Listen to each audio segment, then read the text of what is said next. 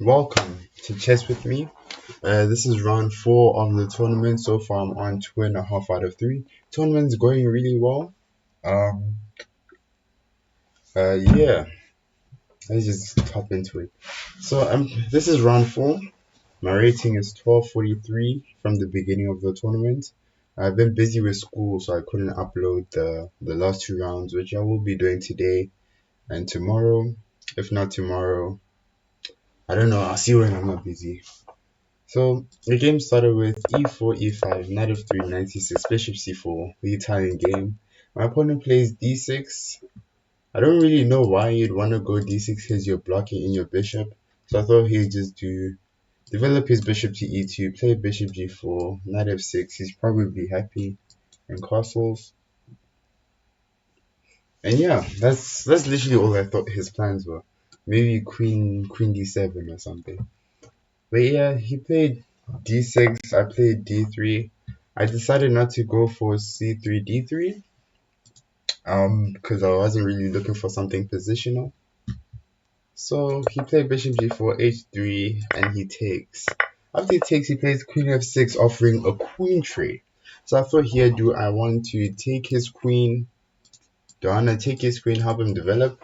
But yet again, if I don't take his queen, he has quite a lot of pressure, and if I move my queen away, it's like being down the tempo because, for example, he'll have 2 pieces developed. Maybe, I know. He will. It looks like he'll have some trouble developing his pieces. So anyway, I just take his queen. He takes on f6, and I play knight c3. He plays knight e5, and I play bishop b3. My bad. I don't just castle normally. Why? Because he takes on c2, I play rook b1, and after knight d5, knight d4, I'm losing. Why? Because I'm simply down a pawn. Or maybe not losing, because there's some rook endgames where it's a draw, but that's if the game even goes well from there. So I just play bishop b3, protecting the c2. Also, if I didn't castle, it would have been a fork anyways. So he takes on b3, I take, gaining control of the open file. He plays a6. I figured that he'd want to maybe castle long or move his rook somewhere, like for example on d8, preparing a d5 push.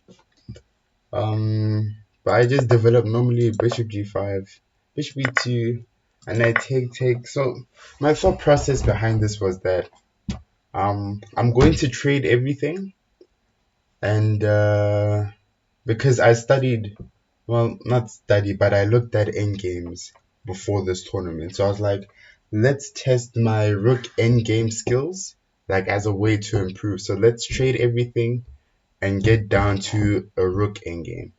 And that is exactly what I did. 95, he castled long, takes, and c4. c4 was solely to stop d5, also gaining space and perhaps pushing b4, b5. He plays rook hg8. I play rook g1. I don't want to castle. Ooh, my thing's lagging a bit. I don't want to castle. Reason why, his king has easy access to the center. My king is quite hidden away. We're in an endgame, so you want your king to be active. You don't want to be. Your king has a major role in the endgame, for example. So rook g5. I thought he was gonna double here, so I just played g4. So even if he doubles, you're basically facing a brick wall.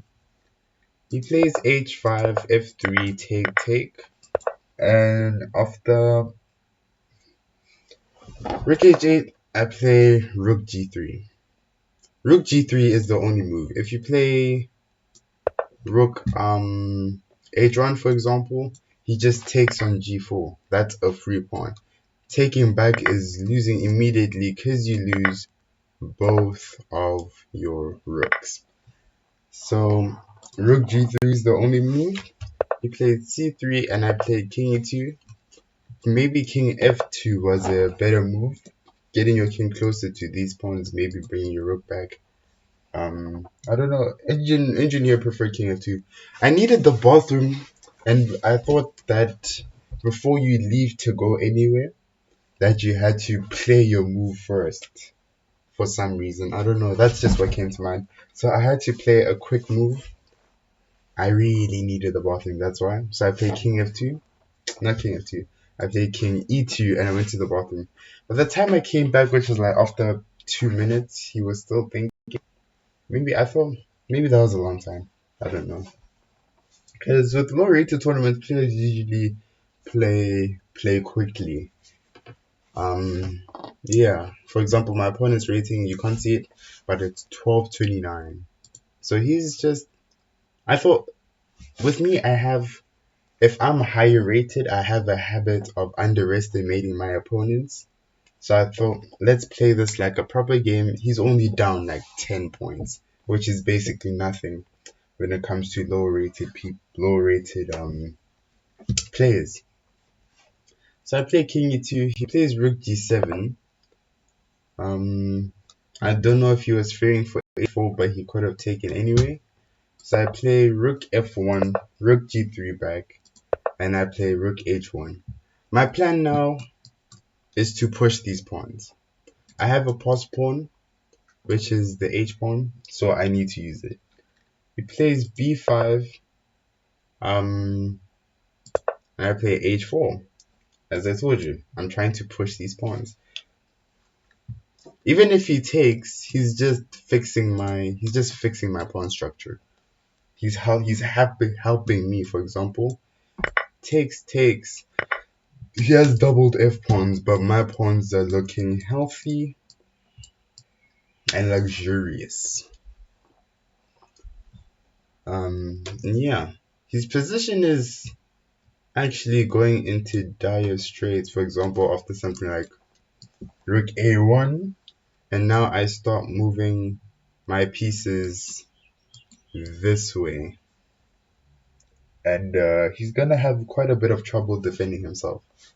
But I'm not too sure. We haven't reached that position per se. So I play h5, rook h6. I thought he'd play something like rook g5, which I would have played rook f1, and then after rook g6, I would have gone rook a5. Why? Because his rooks are now basically they're not in the game. Oh no, he can take on h5 actually. Yeah,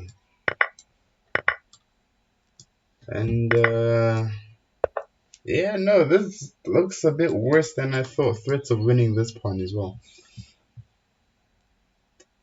But yeah, a5. I forgot to tell you, a5 is a bad move. a5. I play h5 just so this pawn doesn't hang, and after rook h6, I play rook a5, rook a1. That pawn cannot be defended. You play a6. I take, and I win a pawn. Anyways, my pawn structure is fixed. I'm going b4, b5, and I'm just going through your position. So he plays king b7.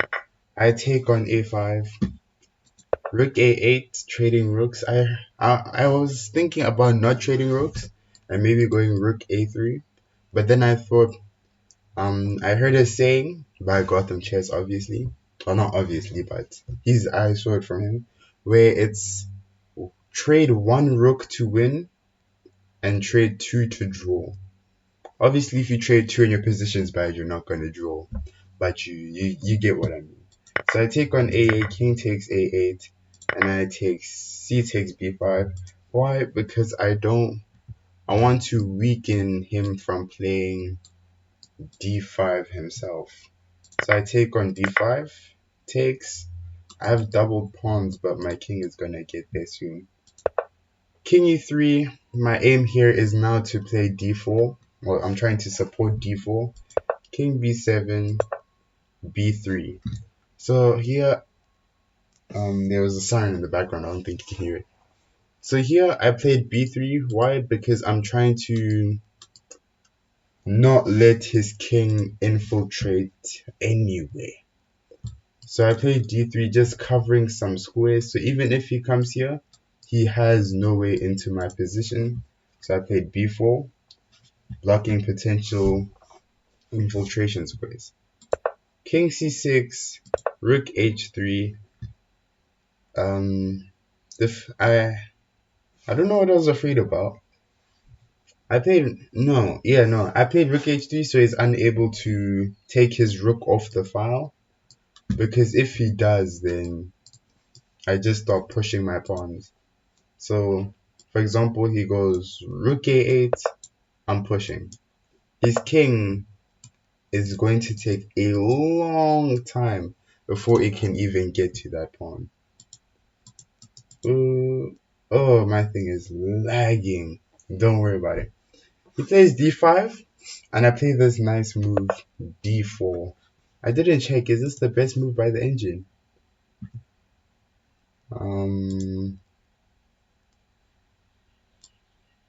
Yeah. Yes, and it is d4. I really like that move. And it was one of my favorite moves of the game because you have a whole pawn cube in the center. So after that he does play king d5. The engine wants me to take, but I played b3, again blocking more infiltration squares.